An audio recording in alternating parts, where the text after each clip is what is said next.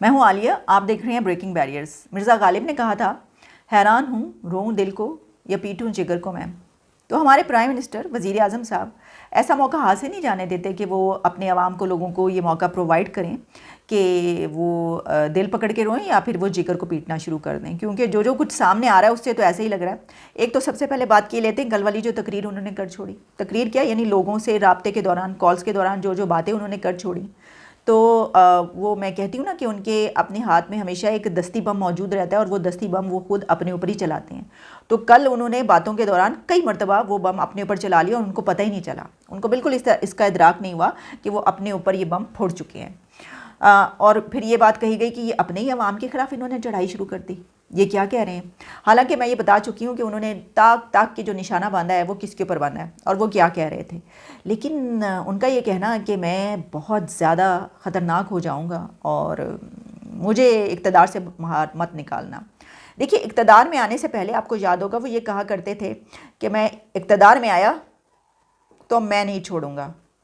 اب وہ یہ کہہ رہے ہیں کہ اگر مجھے اقتدار سے نکالا تو میں نہیں چھوڑوں گا۔ تو ابھی تک ان کی سوئی وہاں سے لے کر یہاں تک ابھی تک اسی پہ اٹکی ہوئی ہے کہ میں نہیں چھوڑوں گا۔ تو ہم تو گزارش کریں گے کہ خدا کے واسطے چھوڑ ہی دیجیے اب آپ کی بات، کیونکہ اس کے اوپر کہ جو انہوں نے کہا کہ اگر مجھے نکالا، تو اگر مجھے نکالا ایک ٹرینڈ بن چکا ہے۔ پہلے میں آپ کو وہ ان کے الفاظ سنوائی دیتی ہوں جو انہوں نے بات کی،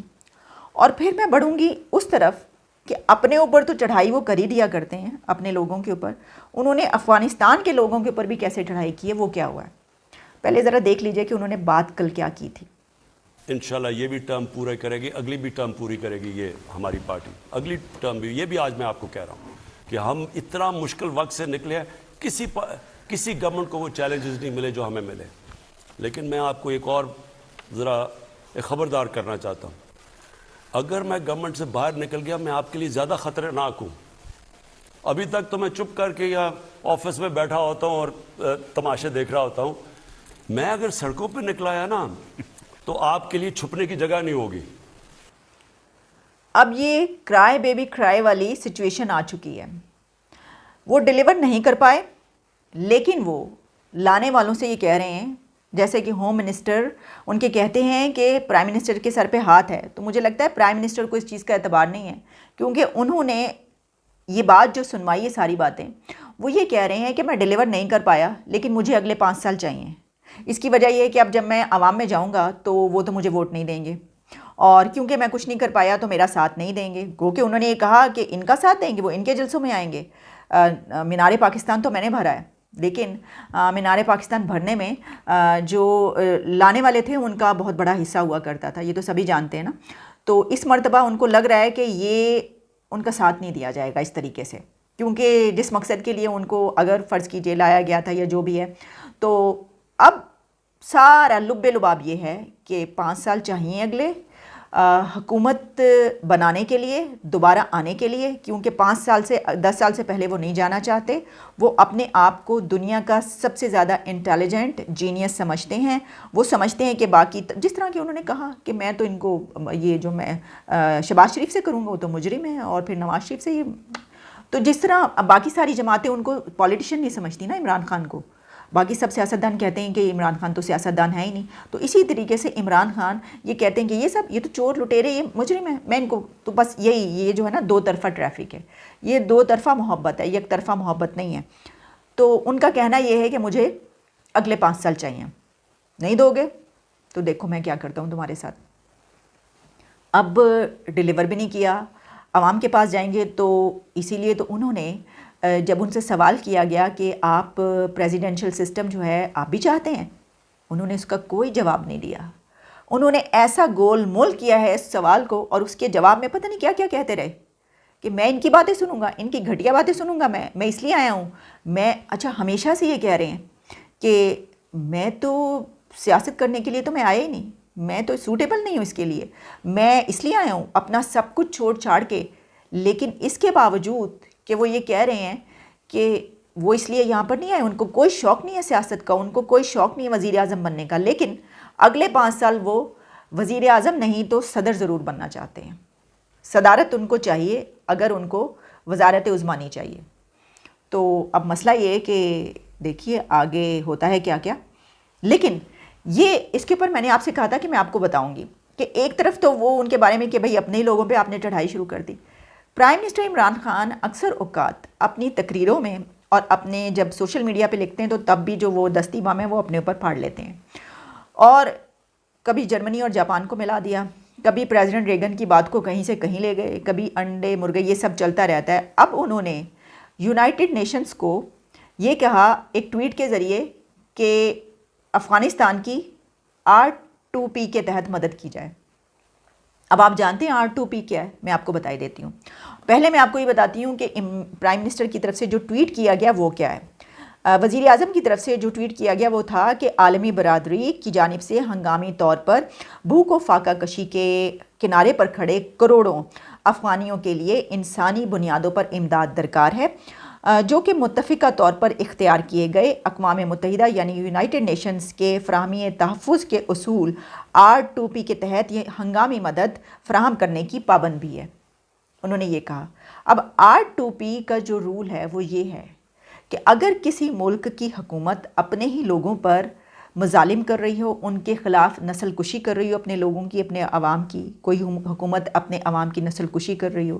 ان کے خلاف مظالم ڈھار رہی ہو، ان کے خلاف جنگی جرائم ہو رہے ہوں، تو یونائٹڈ نیشنز جو ہے اس کی ایک کلوز ہے R2P، رائٹ ٹو پروٹیکٹ، کہ وہ اپنی فوجیں اس ملک میں اتارے اور ان کی مدد کرے، ان کی حفاظت کرے، ان عوام کو حکومت سے بچائے.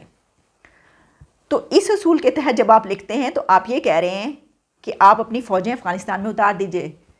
تو ایک طرف دیکھیے ویسے تو پرائم منسٹر ہمیشہ سے ہی افغانستان کی مدد کے لیے کہہ رہے ہیں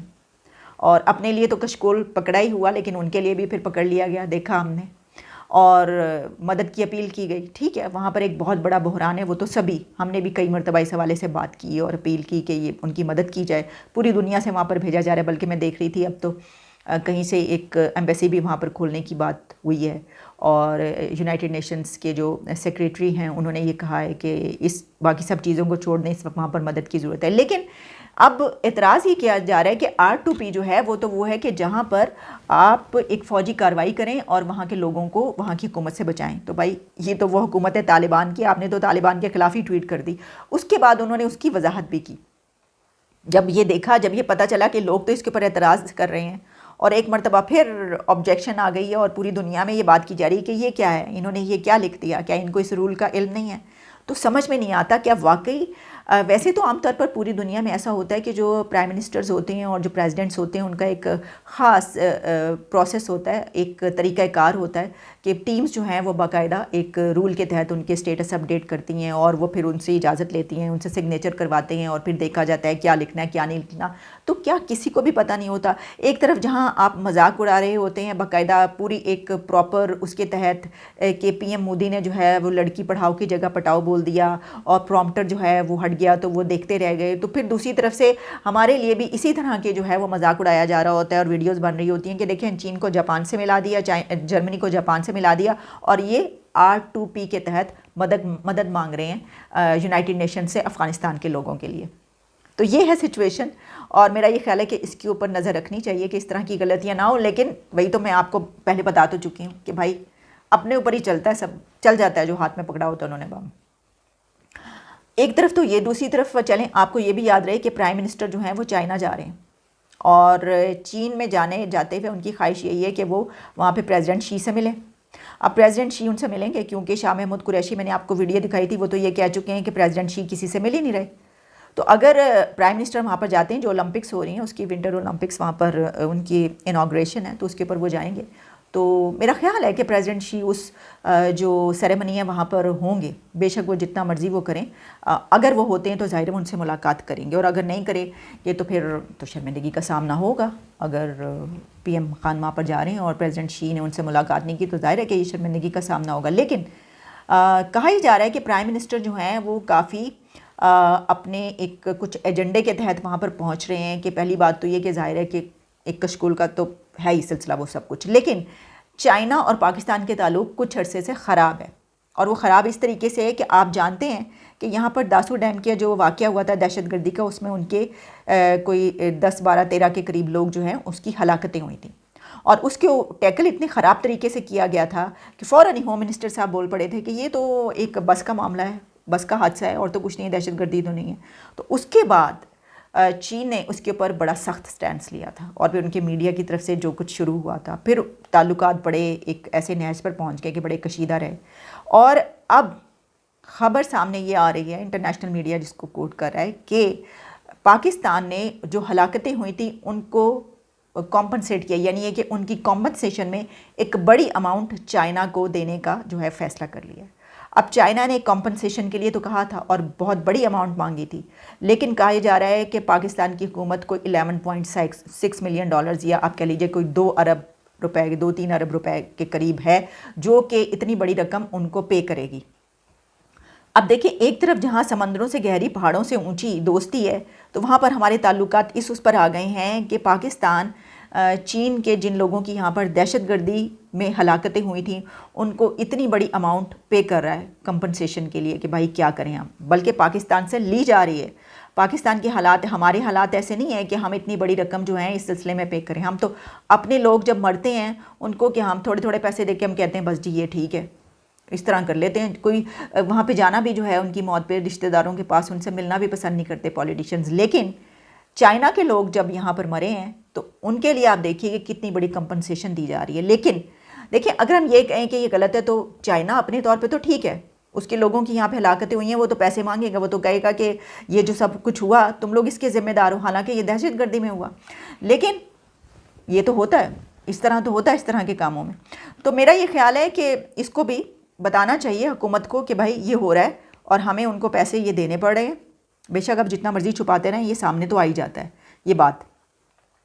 تو اتنی بڑی رقم جو ہے وہ چین حاصل کر رہا ہے، تو مطلب کہنے کہیے کہ وہ جو بات کی جاتی ہے، چائنا اپنا نقصان کبھی نہیں کرتا، کبھی بھی نہیں کرتا، اور کوئی بھی کنٹری نہیں کرتا۔ اس کے اوپر اگر ہم ان کو برا بھلا کہنا شروع کر دیں تو اس میں کیا فائدہ؟ وہ کہیں گے ہمارے لوگ مرے دہشت گردی کی وجہ سے ہوئے یا کسی بھی وجہ سے ہوئے تو ہمارا تو نقصان ہوا ہے۔ لیکن دیکھنا یہ چاہیے کہ وہاں پہ ان کو کمپنسیشن جو ہے وہ اتنا ہی زیادہ کرتے ہیں جتنی انہوں نے مانگی ہے۔ ایک دوست ملک ہونے کے ناطے تو تھوڑا سا وہ رعایت برت سکتے تھے، ضرور لیتے پیسے لیکن اتنا زیادہ تو کھال تو نہ اتارتے۔ لیکن چلیں، اچھا، ایک طرف جہاں یہ بات کی جا رہی ہے وہیں میں دیکھ رہی تھی کہ فیصل رضا عابدی جو ہیں وہ اس میں بیٹھ کر یہ کہہ رہے تھے کہ حکومت نے اس مرتبہ جو ویٹ منگوائی ہے وہ ایسی ویٹ ہے کہ اس کے ہر گرین میں کیڑا ہے اور وہ انتہائی ناقص ہے کہ اگر لوگ اس کو کھائیں گے گھن زدہ ہے، خراب ہے ویٹ، اور یوکرین سے منگائی گئی ہے۔ یعنی ہم اب یوکرین سے ویٹ منگوائیں گے۔ ہمارے یہ حال ہو گئے ہیں کہ یوکرین سے ویٹ امپورٹ کی جائے گی بہت ہی کم داموں پر، سستے داموں پر، یا کس طریقے سے، کیوں وہاں سے امپورٹ کی جا رہی ہے؟ کیا وہ بہت سستی دے رہے ہیں یا فری میں دے رہے ہیں کہ خراب ہے تو لے جاؤ؟ اور کیا واقعی یہ جو ویٹ کی بات کی جا رہی ہے کہ بہت خراب ہے اور لوگ اس کو کھائیں گے تو ان کی صحت خراب ہوگی؟ تو بھائی پاکستان کے لوگ اتنے ہی اسی قابل رہ گئے ہیں کہ وہ خراب گھن زدہ کیڑوں والی ویٹ کھائیں اور اپنے جو ہے صحت تباہ و برباد کریں؟ مطلب حکومت تھوڑا سا تو ترس کھا لے، کچھ تو کر لے۔ اور اگر یہ بات صحیح نہیں ہے، اگر یہ بات غلط ہے اور یہ غلط بولا جا رہا ہے تو اس کو ریکٹیفائی کیا جائے، اس کو بتایا جائے، کریکٹ کیا جائے کہ بھائی نہیں، یہ جو بھی ہے یہ پروپیگنڈا، ایسی کوئی بات نہیں، ہم نے ایسی کوئی گندم نہیں منگوائی، ہم نے ایسی کوئی ویٹ نہیں منگوائی جو کہ خراب ہے اور ہم لوگوں کو کھلا رہے ہوں۔ اور اگر منگوائی ہے اور وہ خراب ہے اور لوگوں کو کھلائی جا رہی ہے تو پھر اس کے اوپر تو آپ سوچ لیجئے کہ کیا بنتا ہے۔ اب میں کچھ اور اس کے اوپر کہنا نہیں چاہتی، چلیں اجازت دیجئے، بس اتنا ہی کہنا چاہتی تھی۔ جہاں تک وہ بات ہے کہ ان کی پرائم منسٹر کی کل کی بات چیت کے بعد تو بہت کچھ کہا جا رہا ہے، اور وہی ایک بات جو میں نے پہلے کہی کہ سچویشن وہاں پر آ چکی ہے کہ جہاں پر آپ کو یہ پتہ چل جاتا ہے کہ بس اب تو ہاتھ میں کچھ نہیں رہا۔ اور وزیر اعظم کا جو رویہ ہے، جو ہمیشہ سے جو ہے ایک کہتے ہیں نا اسکول بوائے، یا یہ کہ ایک ایسا رویہ رہتا ہے جو ایک بڑا ہی کیئر لیس، کیئر فری،